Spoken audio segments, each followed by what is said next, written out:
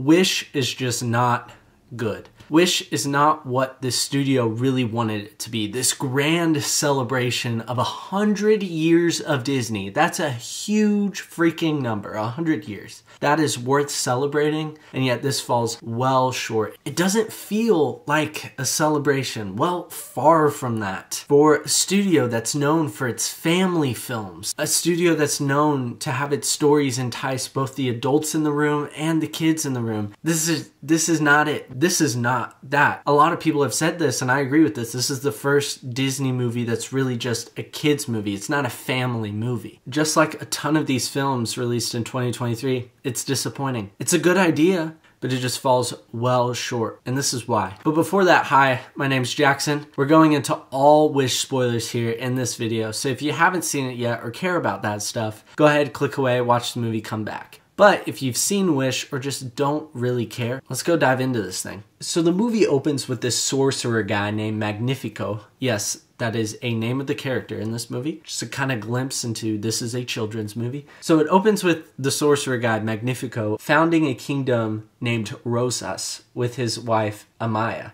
After studying magic and sorcery, Magnifico has discovered how to grant people's wishes and decides to share these abilities with his subjects. When a person turns 18 in Rosas, they present their wish to Magnifico, who safely stores them in his lavatory at the cost of their memory of the wish. Once a month, Magnifico chooses one citizen and grants their wish. That's kind of the background, the context of Rosas.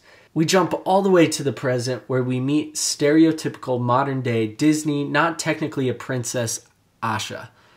She has an interview with King Magnifico to become his apprentice, to learn the ways of the magic.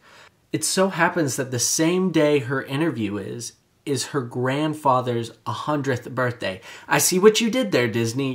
You're not sneaky. I see what you did there.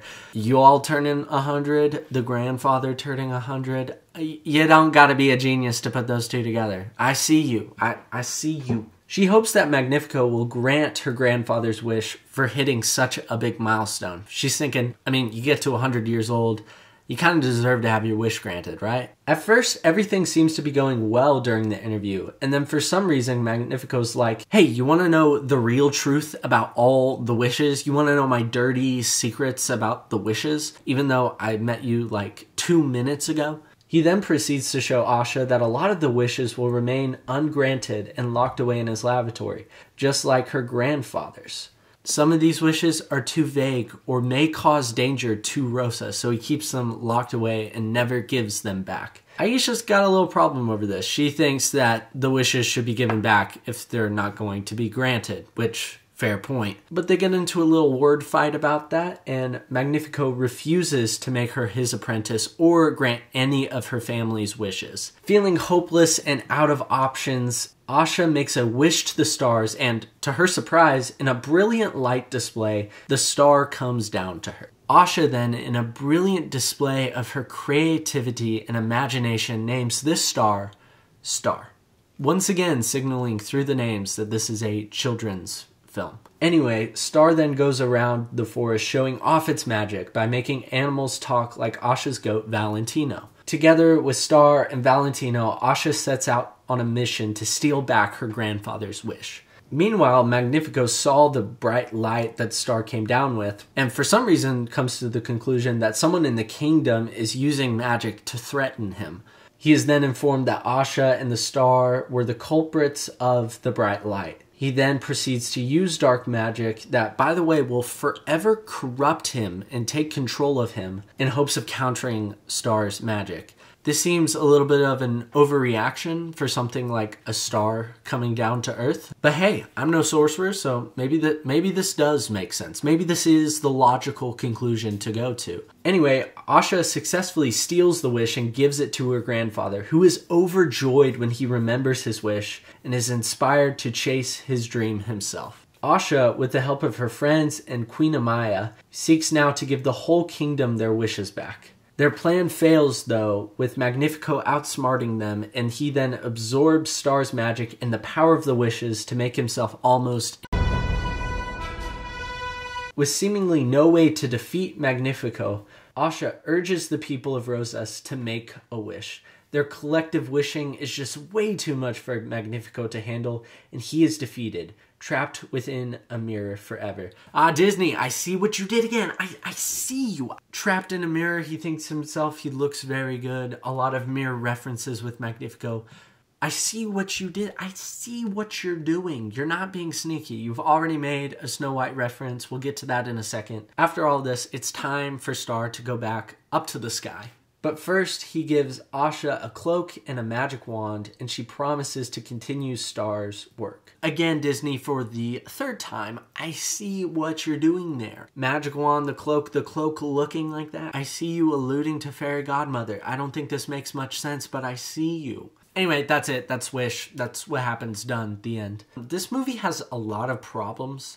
But for me, walking out of the theater, what I took away, what was the biggest standout thing for me that this film does wrong, is that it has no lesson. It has no takeaway.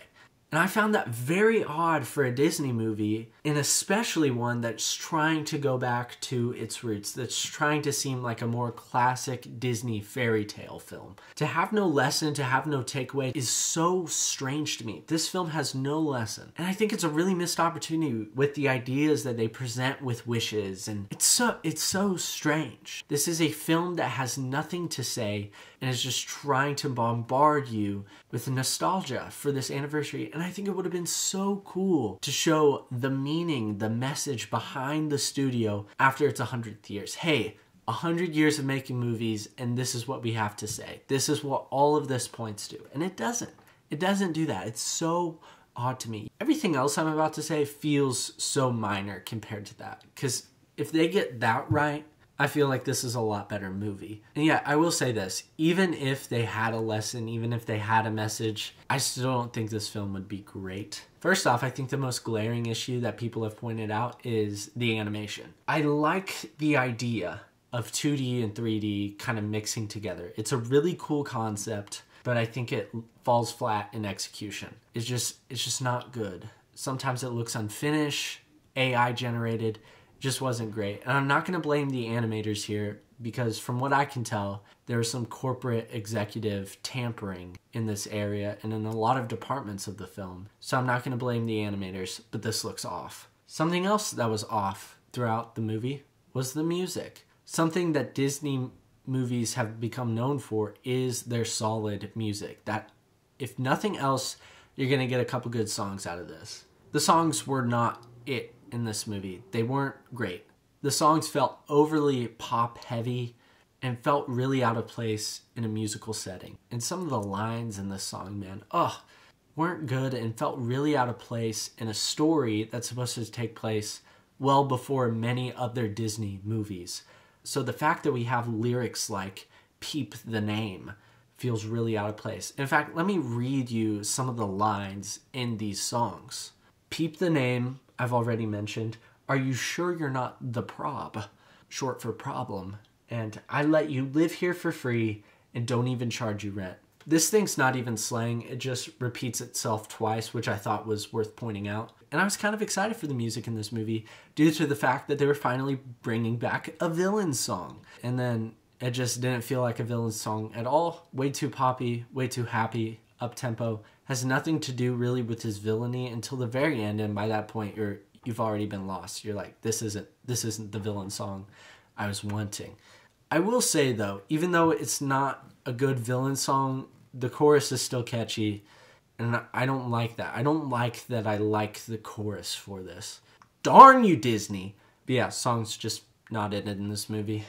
I've said this before and I'll say this again. This does not feel like a celebration of 100 years. This feels more like how many references to past Disney movies can we fit into one singular movie. And I will give them credit. Some references do work. There was a Frozen reference in here. There was a Zootopia reference, which I know some people weren't too happy about, but I thought was done somewhat well. But then there are cameos and there are references that just don't work. Stuff like I mentioned earlier, the magic mirror foreshadowing and the fairy godmother foreshadowing. And then also with the side characters being references to other Disney characters. Like Asha's main 7 friends being references to the 7 dwarves. felt really lazy. Oh my goodness. They are literally there to make that reference.